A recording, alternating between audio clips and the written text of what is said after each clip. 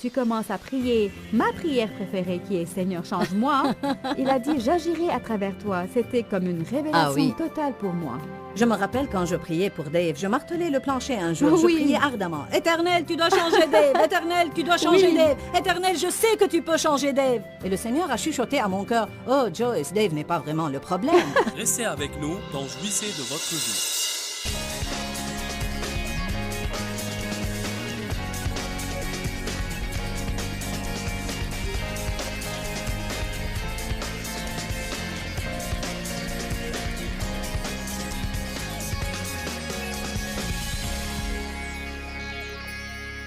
Louez l'Éternel, je veux vous souhaiter la bienvenue à notre émission d'aujourd'hui. Je crois qu'on va passer un temps tout à fait formidable. Aujourd'hui, je voudrais vous parler d'un sujet qui, je crois, est un des sujets les plus importants que l'on puisse aborder, et c'est le sujet de la prière.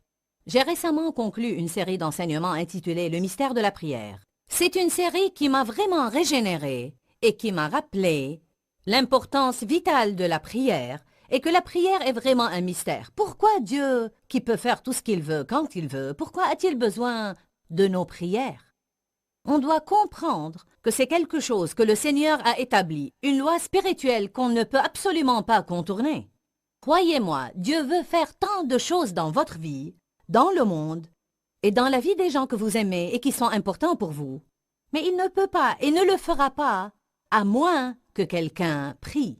Je crois que Satan nous vole véritablement dans ce domaine parce qu'il essaye toujours de nous faire sentir qu'on n'est pas digne de prier, que nos prières ne sont pas correctes, qu'on ne prie pas assez longtemps, qu'on ne prie pas de la bonne manière ou qu'on a trop de péchés dans notre vie. Ainsi, on va parler de la prière dans les quelques semaines à venir. J'ai une invitée très spéciale dans le studio que je vais vous présenter dans un instant. C'est une dame qui a écrit 7 livres puissants sur la prière. Vous allez la reconnaître quand je vais vous la présenter. Je crois que dans les 2 semaines à venir, vous allez certainement passer à un nouveau palier dans votre vie de prière. Je voudrais commencer par un verset que j'aime. C'est la 2e moitié de Jacques chapitre 5, verset 16. Écoutez ça.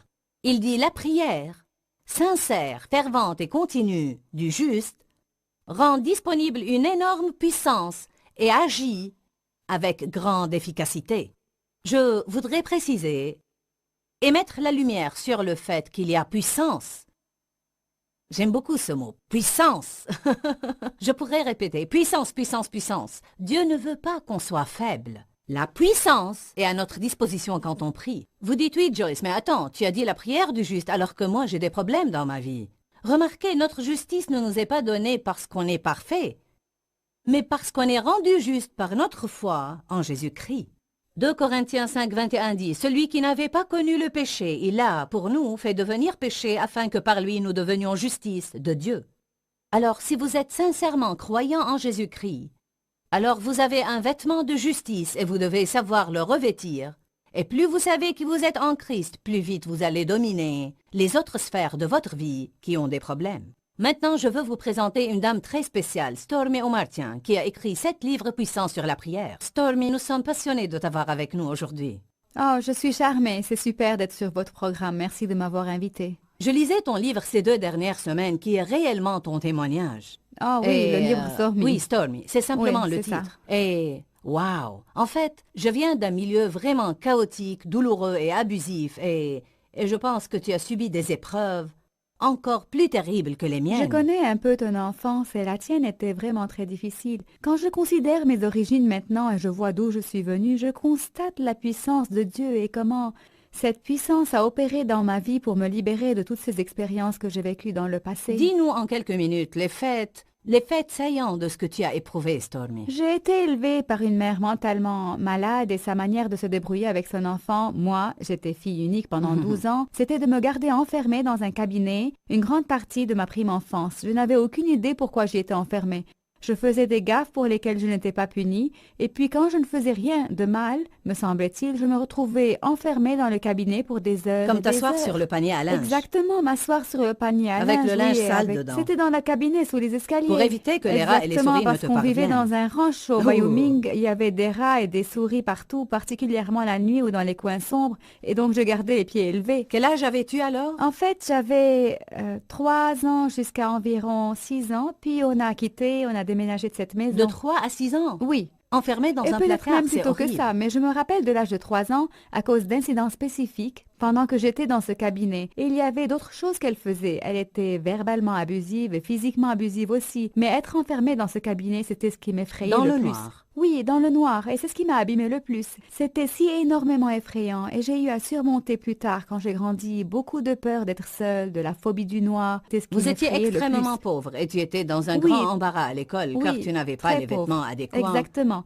Et même lorsque j'étais plus âgée, on a déménagé en Californie. J'étais préadolescente et adolescente. J'allais dormir la nuit et les rats couraient sur mon lit. Voilà combien nous étions pauvres. Parfois, on n'avait pas assez à manger. Oh. Souvent, on n'avait pas de quoi manger et j'allais au lit affamé. Et quand tu es enfant et tu vas au lit affamé, tu es dans l'angoisse parce que tu penses que tu ne vas plus Oui. jamais manger. Tu ne sais pas ce que les adultes savent. Tout ce que tu sais, c'est que Il tu as paraît, faim. Stormy, que c'est si ravageant pour un enfant quand il ne peut pas être comme son pareil ou son ami. Oui, c'est effrayant. Je sais que à lorsque fait. j'étais petite, j'ai été sexuellement abusée par mon père et on vivait Oui. dans un milieu assez violent, Mhm. alcoolique et dysfonctionnel. Et bien sûr, ceux qui regardent mon programme, vous m'avez entendu raconter tout cela. Je ne vais pas entrer dans les détails aujourd'hui, sauf que j'ai été sexuellement abusée pendant des années.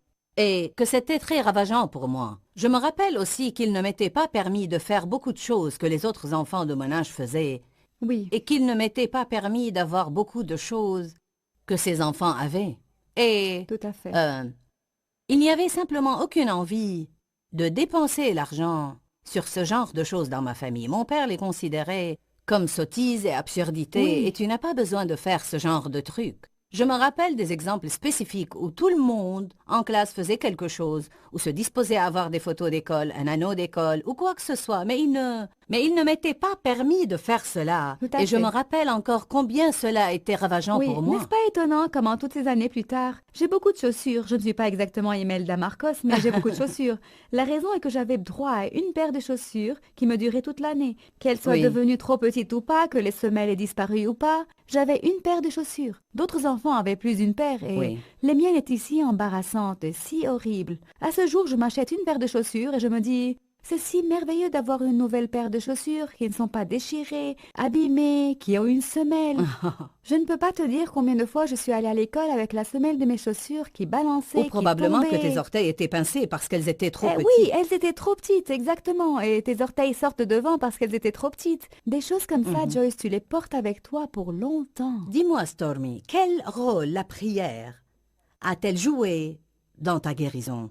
Ce qui s'est passé, c'est que, alors que je grandissais, le cabinet physique est devenu un cabinet Oui. émotionnel. J'étais tellement remplie de crainte, tellement remplie de dépression, d'anxiété et toutes ces émotions négatives, désespoir, futilité, ce genre de sentiments, que j'ai fini dans l'alcool, la drogue, l'occulte et toutes ces choses à essayer de trouver un échappatoire à la douleur, à essayer de trouver quelque chose qui la soulagerait. Tout ce que j'ai trouvé n'était que provisoire. Je me suis engagée C'est bien dans que les gens l'occulte. entendent ça. Je voudrais que tu le dises encore et dis-leur à quel point c'était très provisoire. provisoire. Tu sens un soulagement passager en consommant l'alcool ou les drogues, les religions occultes, les religions de l'Est. Ou toutes ces d'avoir une choses. promotion ou d'acheter une nouvelle maison Oui, ou une grande Oui, voiture. ou de mauvaises relations. Exact. Tu t'engages dans ces relations en espérant qu'ils vont remplir ce vide, mais c'est seulement provisoire. Mais ce qui se produit, c'est que tu tombes encore plus bas et C'est plus vrai. bas dans la fosse parce que tu vois que ça ne marche pas et la prochaine ne marche pas et la prochaine ne marche pas. Mhm. Bientôt, tu vas manquer de choses à essayer pour masquer cette douleur ou remplir ce vide. C'était à 28 ans que j'ai reçu le Seigneur avec le pasteur Jack Hayford. Un ami à moi m'a emmené à l'église pour le rencontrer et il m'a parlé du Seigneur. Il m'a parlé de lui comme s'il était son meilleur ami. Il m'avait dit qu'il était merveilleux. C'était un meilleur ami. Ce n'était pas un Dieu éloigné, comme mes pratiques occultes m'avaient appris. Ce n'était C'était pas un simplement Dieu... religieux, mais Oui, personnel. bien sûr. C'est un Dieu personnel. Un Dieu qui vit en nous. Il agit à travers nous. Il donne un but à notre vie. Et toutes Et te ces donnera choses. l'amour que tu n'as pas eu en tant Oui, qu'enfant. exactement. Et c'est quand j'ai reçu le Seigneur que j'ai commencé à voir qu'il y a de la lumière au bout de ce long tunnel obscur de ma vie. Et j'ai commencé à me diriger vers la lumière. C'est-à-dire, j'ai commencé à aller à l'église, j'ai commencé à lire la parole. Et la prière était si déterminante pour ma guérison et ma délivrance de toutes ces choses. En fait, il y avait certaines épouses de pasteurs de l'Église qui étaient si extraordinaires et puissantes dans la manière dont elles pouvaient prier pour les gens. Et elles ont beaucoup prié pour moi et j'ai été délivrée de la dépression que j'avais pendant des années. Pour autant que je me souvienne, j'étais dépressive. Je me levais chaque matin et je manœuvrais à travers la dépression. C'était la première chose que j'affrontais chaque jour, ce mur de dépression. Essayer de percer à travers pour me lever et fonctionner. Quand elles ont prié pour moi, que je sois libérée de la dépression, je suis sortie de leur bureau et je me sentais si légère. Et j'avais la paix et la joie pour la première fois de ma vie. Et je n'ai plus jamais eu de difficulté avec la dépression depuis. Mais ton livre dit que tu as encore eu des problèmes avec, mais pas avec la même amplitude, n'est-ce pas? C'est exact. Je ne dis pas que je n'ai jamais été déprimée depuis parce qu'il y a beaucoup trop de choses déprimantes dans la vie. Je voudrais que les gens comprennent. Vous pouvez dire, Oui. bon, je suis dépressive et j'avais ce problème auparavant et on a prié pour moi ces 25 fois et j'ai toujours ce problème. Alors, nous voulons vous préciser que Dieu vous délivre en phase, de gloire en gloire en gloire. C'est comme par exemple quand on épluche un oignon. Oui, c'est exact. Vous savez, c'est comme une couche à la fois. Donc, Tout à fait, vous oui. devez continuer à prier. Tu viens de dire quelque chose de très intéressant. Tu as dit, je me levais chaque jour et j'essayais. Oui. Tu sais, c'est ce que j'ai fait pendant des années. J'essayais. J'essayais de ne pas m'énerver. Oui, tout à J'essayais fait. de ne pas être une personne dure. J'essayais d'être toujours joyeuse. Et l'une des choses qui m'ont vraiment délivrée, c'est un verset dans Jacques 4:2 qui dit simplement « Vous ne possédez pas parce que vous ne demandez pas. » Quand je suis tombée sur ce verset, c'était comme d'accord, je vais demander tout ce qui me passe par la tête. Et Moi j'ai commencé aussi. à demander et demander et demander avec assurance, comme tu l'as dit dans un de tes livres, s'approcher avec assurance du trône. J'ai le échangé trône beaucoup la de mes grâce. essais contre la prière. La prière, exactement, parce que tu ne peux pas y arriver toute seule. Tu as besoin que la puissance de Dieu agisse en toi. Et c'est le moyen que Dieu a établi, qu'on s'associe à lui. Nous, on prie Bien et dit. lui, il exauce. J'aime ça, j'aime le fait que je n'ai pas à prescrire à Dieu. Je ne dis pas à Dieu ce qu'il doit faire. Je dis seulement, Éternel, voici mon besoin, le besoin que je vois chez les autres, le besoin que je vois dans le monde et que je vois dans ma situation actuelle. Et j'exprime juste cela, et c'est à Dieu d'y pourvoir. Je ne lui dis pas ce qu'il doit faire. Il sait ce qu'il doit faire et il fait sa volonté. Je ne fais que la libérer. Tu as écrit 7 livres sur la prière. Oui, oui, J'ai l'un d'entre eux Exactement. ici devant moi, La puissance d'une femme en prière. oui. Je suis une femme et j'aime la puissance. Alors, dis-nous rapidement, quelle sorte de puissance une femme peut-elle avoir quand elle prie? Eh bien, le plus merveilleux, c'est que lorsque tu reçois le Seigneur, il te donne ce dépôt de son Esprit Saint en ton fort Oui. intérieur. Après avoir reçu le Seigneur, j'avais l'habitude de me demander et de penser, c'était après avoir reçu le Seigneur, j'ai la vie éternelle, mais si je meurs, comment est-ce que lui va savoir que je dois aller au ciel? Je veux dire, comment va-t-il le Oui. savoir et s'il m'omettait? C'est l'Esprit Saint en nous qui fait le tout. L'Esprit Saint nous guide quand on prie, et alors qu'on apprend à prier pour les divers aspects de notre vie, tous ces aspects différents, on commence à voir des choses puissantes se produire dans notre vie, parce que c'est la puissance de Dieu qui Donc agit c'est à prière, travers nous. prière, prière, prière et prière. Oui, Stormy, on parlait, toi et moi, avant de passer à l'antenne. Comme c'est important quand tu as besoin de guérir toi-même, d'investir du temps dans la prière pour d'autres. Parle-nous un peu de ce sujet.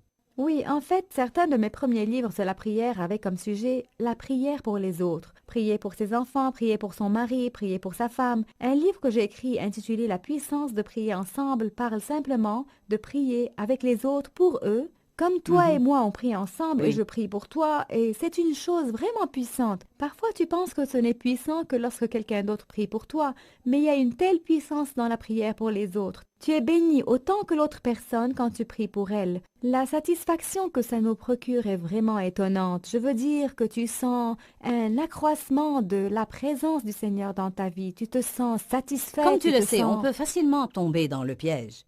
Parce que j'y suis tombée moi-même, et Dieu a dû me corriger. On peut facilement tomber dans le piège d'avoir tant de problèmes nous-mêmes qu'on ne prie Oui. plus que pour soi, n'est-ce pas? Absolument. Mais n'est-ce pas lassant? Ça devient si ennuyeux. Tu deviens fatigué d'aller encore à Dieu et dire « Éternel, aide-moi avec cette même situation pour laquelle je prie, ça fait 30 jours. » C'est si libérant de pouvoir prier pour quelqu'un d'autre. Évidemment, tu dois faire connaître tes propres besoins à Dieu. Il nous demande de Oui, le faire, mais... sûr. Mais quand tu pries pour quelqu'un d'autre, il y a là une énorme Tu bénédiction. sais ce que j'ai trouvé?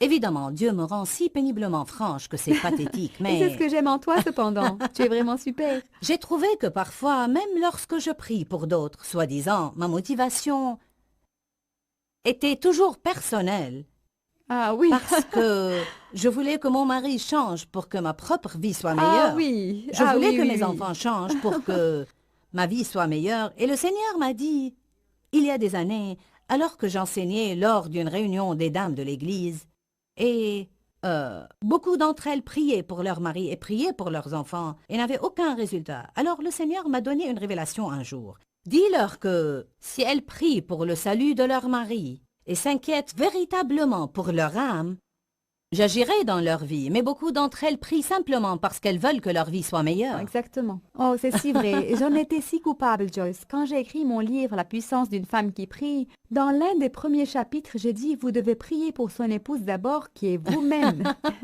Ce que Dieu m'a dit, c'est de cesser de prier « Seigneur, change-le ». Vous savez, je priais « Seigneur, change-le, Seigneur, change-le ». Et je priais ça tous les jours. Mais c'était entièrement pour moi parce que j'avais des aspirations et des attentes de lui auxquelles il ne répondait pas. Dieu a dit, si tu cesses de prier, Seigneur, change-le, qui est ta prière préférée, et tu commences à prier ma prière préférée, qui est Seigneur, change-moi, il a dit, j'agirai à travers toi. C'était comme une révélation oui. totale pour moi. Je me rappelle quand je priais pour Dave, je martelais le plancher un jour, je Oui. priais ardemment. « Éternel, tu dois changer Dave! Éternel, tu dois changer Oui. Dave! Éternel, je sais que tu peux changer Dave! » Et le Seigneur a chuchoté à mon cœur, « Oh, Joyce, Dave n'est pas vraiment le problème. » Je sais, c'est plutôt choquant quand tu entends ça. J'étais si dupe. Qui donc alors? Il n'y a que lui et moi dans Oui, cette c'est relation. lui qui a besoin de changer, Pendant n'est-ce les pas? 3 jours qui ont suivi, j'ai passé la plupart de mon temps sur le plancher à pleurer quand Dieu m'a montré combien j'étais odieuse et difficile à vivre avec. Souvent dans la prière, on prie pour que Dieu change les autres. Alors qu'on doit commencer par prier, Éternel, change-nous, mais on sait également que notre changement résulte en partie d'avoir semé dans la vie d'autres personnes. Oui, tout à fait. C'est assez humoristique, Joyce, mais je suis sûre qu'il y en a beaucoup qui s'y reconnaissent, et moi certainement. Ce que le Seigneur m'a enseigné, c'est comment prier avec droiture de cœur, et non pas prier égoïstement parce que je veux qu'il soit un tel mari, mais parce qu'il est un enfant de Dieu et un de ses fils précieux. Et je dois prier pour Michael en tant que l'un des fils de Dieu, et non pas en tant que mon mari. Vouloir Alors vraiment que les gens changent pour qu'ils puissent être heureux et Oui. pouvoir avoir le genre de vie que Jésus est mort pour leur donner. Ainsi, on doit faire attention, quand on prie, que nos prières ne soient pas des prières égoïstes et égocentriques où on essaye d'obtenir quelque chose pour nous-mêmes. Ce qu'on essaye de vous communiquer aujourd'hui, c'est que si vous sentez vraiment le besoin de changer, si vous venez d'un milieu pernicieux où vous avez été heurté, blessé, rejeté, abandonné, maltraité, quel que soit le cas, je ne connais pratiquement personne aujourd'hui qui n'a pas été blessé. Oui. Notre génération est mauvaise et notre Oui. société est méchante. Tout à Nous fait. voulons préciser que vous n'allez pas changer juste parce que vous le voulez ou vous l'espérez, ni même parce que vous dites « je crois que Dieu peut me changer ». Vous devez prier.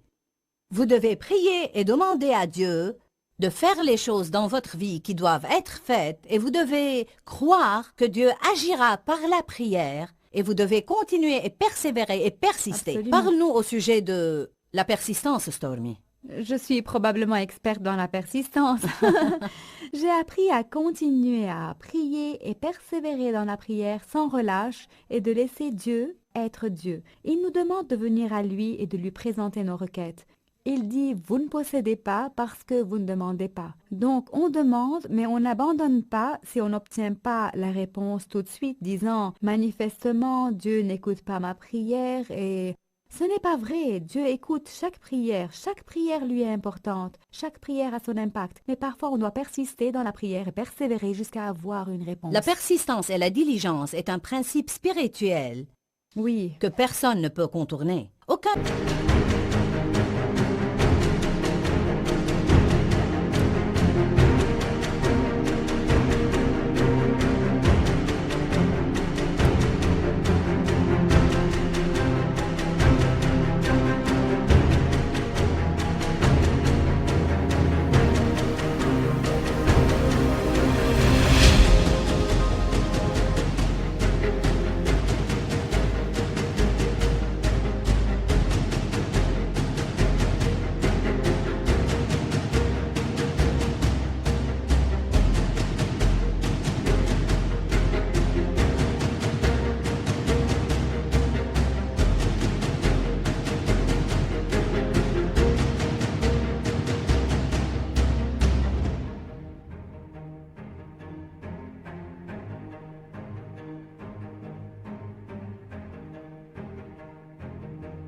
de nous ne va jamais recevoir quoi que ce soit du Seigneur si on ne s'élance et on ne persévère pas. Oui. Je viens d'ouvrir à Luc chapitre 18, verset 1. Je m'en suis rappelé alors qu'on parlait, et cette écriture dit « Jésus leur adressa une parabole pour montrer qu'il faut toujours prier et ne point se relâcher, faiblir, perdre courage et abandonner. » En fait, j'ai décidé que je vais durer plus longtemps que le diable. Absolument. La Bible nous dit un peu plus tard, « Quand Jésus-Christ reviendra, trouvera-t-il la foi sur la terre ?» Alors je me suis décidé que même si je n'ai pas reçu la manifestation de chaque petite chose pour laquelle je prie, quand Jésus viendra pour m'emmener, il va me trouver dans la foi, toujours à croire et toujours à prier. On découvre à la fin qu'il est notre seul recours. Il est notre seul espoir. Absolument. Je crois qu'il y en a qui regardent cette émission, qui ont essayé toutes sortes de choses et qui ont fait plein de trucs et ça n'a pas marché. Il y en a probablement qui regardent cette émission qui n'ont même pas une relation personnelle avec Jésus. Alors, je veux que vous nous contactiez à l'adresse qui est sur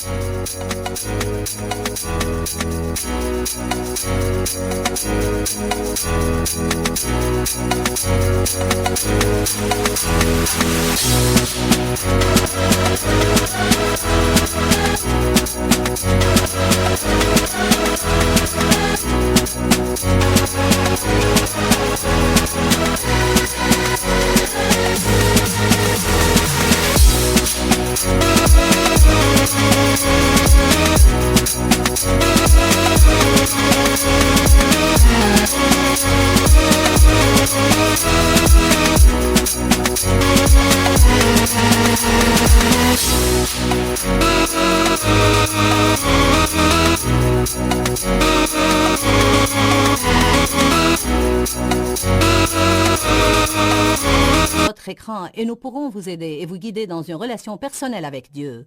Au cas où vous n'avez jamais été né de nouveau ou si vous dites « Je ne suis pas sûr où j'en suis avec Dieu ». Savez-vous pour sûr si vous mourrez aujourd'hui ou ce soir même? Savez-vous si vous irez au ciel? Si vous ne pouvez pas dire « Oui, je le sais », alors vous devez nous laisser vous donner quelques informations et prier avec vous et vous aider à accéder à une merveilleuse relation personnelle avec Dieu. Mais après tout ça, on essaie de vous enseigner que vous devez prier. Ne laissez pas le diable vous vaincre en disant « Vous avez déjà prié à ce sujet 10 fois et ça n'a pas marché ». Vous devez répliquer à l'ennemi et dire « Oui, et je vais prier à ce sujet 10 fois de plus, 20 fois de plus et 100 fois de plus, jusqu'à ce que je vois Dieu agir dans ma vie. » Parce qu'en fait, la Bible nous dit qu'on doit prier, persister dans la prière, sans se lasser ou abandonner, et qu'on doit être en train de prier quand Jésus reviendra pour nous emmener. Stormy, de nouveau, tu as écrit 7 livres sur la prière, et nous allons en parler encore plus demain. Oui. Et même lundi et mardi prochain, vous allez être encore à l'antenne. C'est mon Et privilège. ce que je vais faire, c'est insérer une partie de mon enseignement de conférence dans cette entrevue que je fais avec Stormy. Et quand ces 2 semaines sur la prière finiront, vous allez avoir beaucoup d'informations qui vont vous être utiles. Pourquoi Seigneur, pourquoi? Dans ce livret, Joyce Meyer nous enseigne à travers la parole comment être délivré de la confusion. Pour obtenir ce livret gratuitement, écrivez-nous à Joyce Meyer, boîte postale 40095-6300 Larnaca, Chypre. Ou bien visitez notre site web www.joycemeyer.org/fr.